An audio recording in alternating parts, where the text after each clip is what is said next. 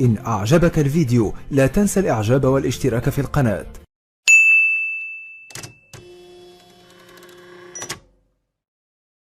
Monsieur, dames, vous êtes dans le quartier des tannages le plus grand à Fès. C'est le métier le plus dur, le plus dur. Depuis la déposition de Sidi Mohamed, le Maroc était devenu un brasier ardent.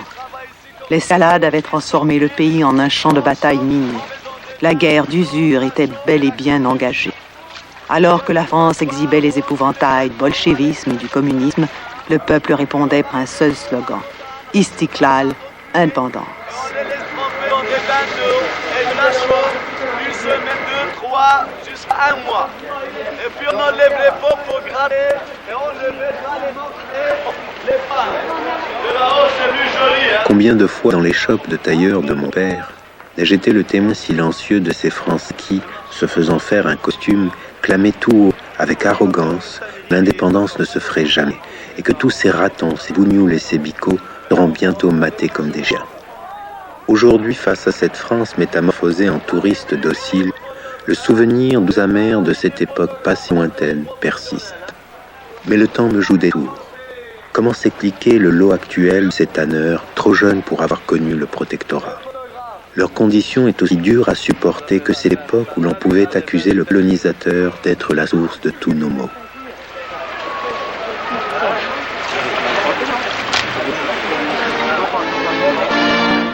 Ces images exactes, je me souviens les avoir vues sur l'écran du cinéma Apollo où je passais mes dimanches après-midi.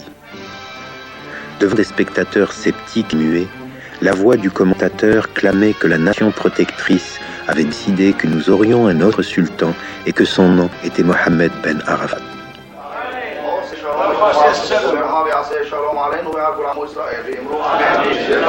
De descendance berbère ou fuyant l'inquisition espagnole, l'histoire du Maroc ne saurait être racontée sans parler de ses citoyens d'origine juive.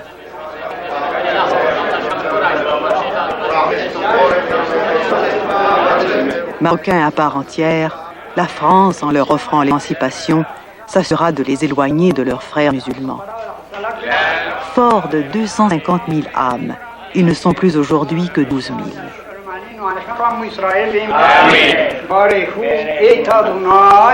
Pourtant, personne, ni eux ni les Arabes, ne semble avoir souhaité leur départ vers Israël, la France ou le Canada. Leur exode est sans doute le résultat des effets convergents de la montée du nationalisme arabe et de la création de l'État d'Israël. Ils sont en pays musulman, vitrine, la seule au monde, du rêve d'une coexistence judéo-arabe. Toujours en quête de mon passé, le hasard fit que sans le chercher, je retrouvai un cousin de mon père et son meilleur ami d'enfance, Aaron. Vous avez maintenant des sœurs? J'ai 3 marié? sœurs, je suis marié. Ah, bien, c'est bien. Eh bien, attends, vous avez des enfants? Un enfant, un garçon. Eh bien, voilà, le voilà qui est grand-père. Moi, je me suis marié sur le tard, âgé. Il est à peine 40 ans que je suis marié. Vous étiez pas marié avant? Non, non.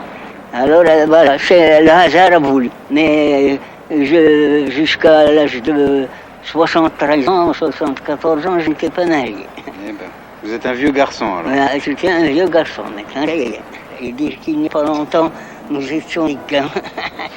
On se baladait tous les soirs. On avait l'habitude d'aller, par exemple, au Mella, d'un côté à l'autre. Vous savez, on était au Mella tout seul.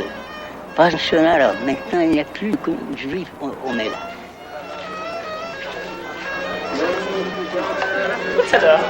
Écoutant d'une oreille distraite ce guide qui me présentait la face officielle du Mella, je laissais traîner mon imagination sur chaque pierre, chaque balcon, chaque maison où ma famille avait vécu. On a toujours vécu, bien sûr, on a tous, notre génération, on est tous nés ici et on a vécu. Enfant du sud marocain, mes souvenirs de Fès, bien que fort riches, se limitaient à 2 visites. Ma première piqûre de guêpe et la mémoire fertile de mon père, né dans cette île, qui sut m'en communiquer l'amour, en meublant l'imaginaire de mon enfance. Venir de se servir et des commerçants juifs.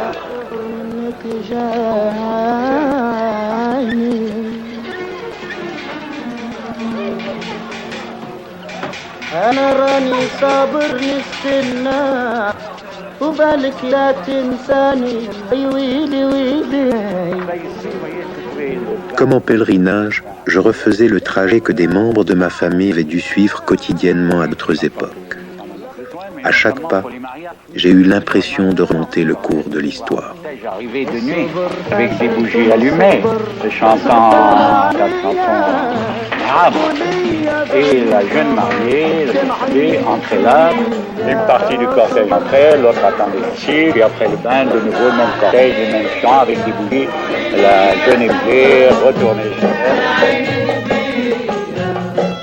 Mes ancêtres ont survécu ici, parfois dans la peur, parfois dans la tolérance, dépendant de la relation qu'ils avaient avec le sultan protecteur. À chaque image, sur chaque visage, il me semble reconnaître mon père. Un oncle, un ami de la famille. Nous sommes ici dans la rue de Fascine, une des plus anciennes du quartier. Et là, juste au bout à gauche, vous voyez cette petite porte, c'est la porte de la plus ancienne synagogue du quartier, qui s'appelle d'ailleurs synagogue des Fascines. Probablement parce que les fidèles ici étaient les plus anciens Fascis, les plus anciens habitants de la communauté de Fès. C'est devenu malheureusement maintenant un atelier, on voyait un atelier de tissage.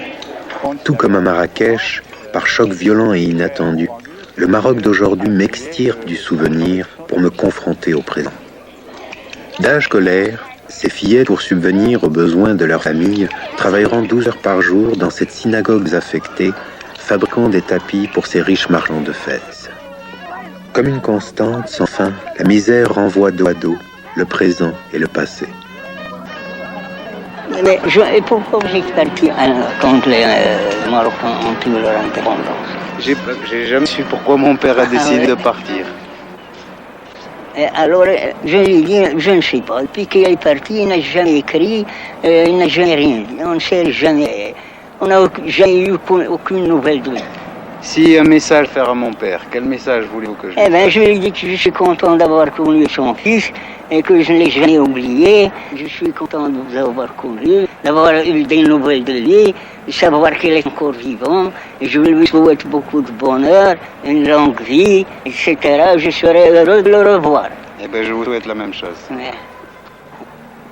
Voilà. Il y a d'autres tombes bâtiments par ailleurs.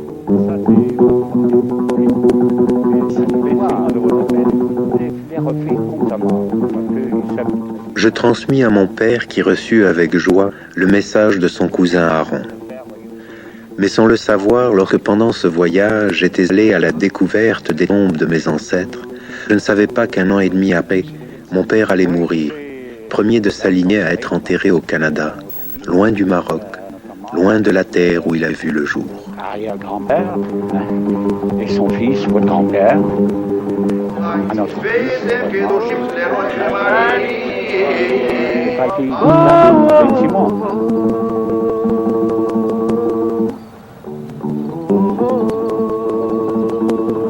ah voilà, voilà Maclou. Maclou, c'est votre grand-père. Benjamin doit être à vous.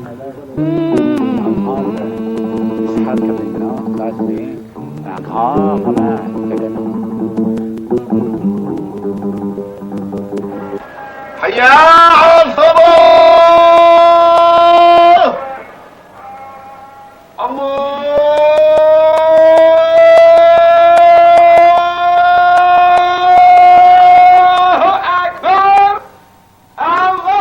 Si le rassemblement est strictement interdit pour les musulmans marocains, la mosquée fut vite un lieu privilégié de rencontre.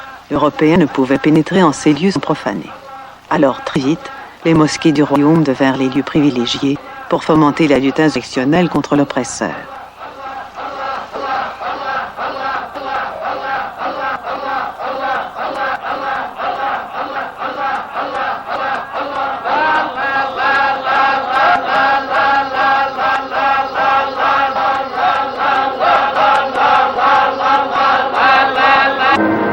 Le 11 septembre 1953, alors que le nouveau sultan Arafat sera à la mosquée pour prier, il est attaqué par un jeune nationaliste fougueux.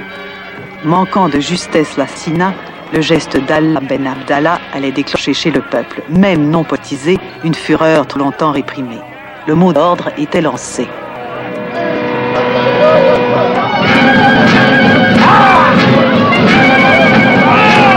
La réplique française fut tout aussi violente, dirigée par ce même général Guillaume qui s'était juré de faire manger de la paille aux Marocains.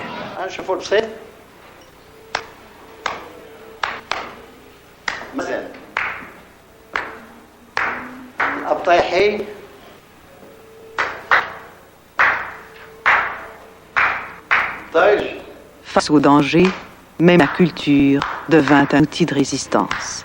Deux civilisations s'opposaient, deux mondes se confrontent.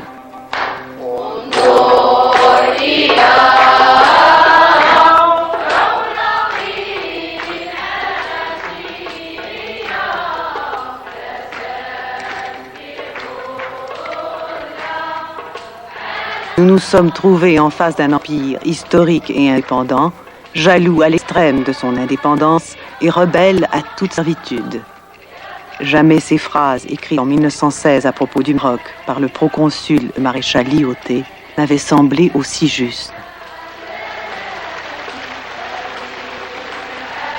Mais Lyautey écrira aussi « La plèbe et la muverie française s'en donnent ici à leur joie ». Combien de temps encore la France s'obstinerait-elle à affirmer sa supériorité sur cette nation vieille de 12 siècles?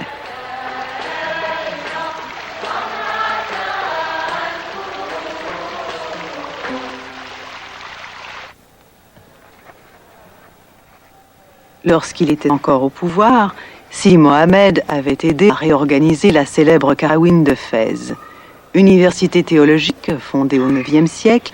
Gardienne farouche de la foi et de la tradition, la Karawine s'avérera une pépinière de résistants qui, n'ayant jamais accepté l'acte sacrilège que fut la déposition du souverain, travaillera sans relâche pour son retour. Ce jour du 16 novembre 1955, j'étais un dans cette foule en liesse. Je me souviens clairement de cet instant où l'avion ramenant le roi fit irruption dans le ciel marocain. Pour la première fois, le Maroc tout entier, comme un cri du cœur retenu trop longtemps, se mit à hurler « Ahya Malik !» Vive le roi.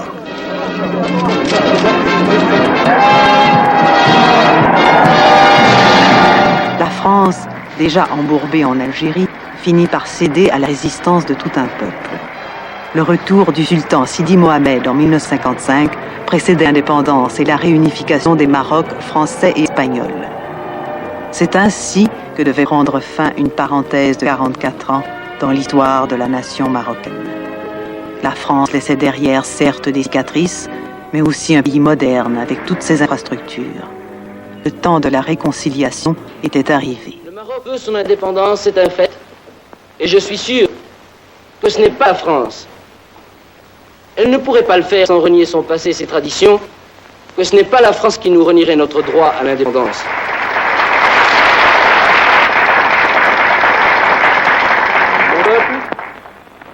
Mon jeune peuple, qui a été auprès de vous et qui restera auprès de vous, compte sur la France, compte sur les Français, compte sur leur intelligence et compte surtout sur le patrimoine commun de nos deux civilisations pour que nous réussissions l'expérience que nous sommes en train de tenter, car nous ne pouvons pas nous permettre de la manquer.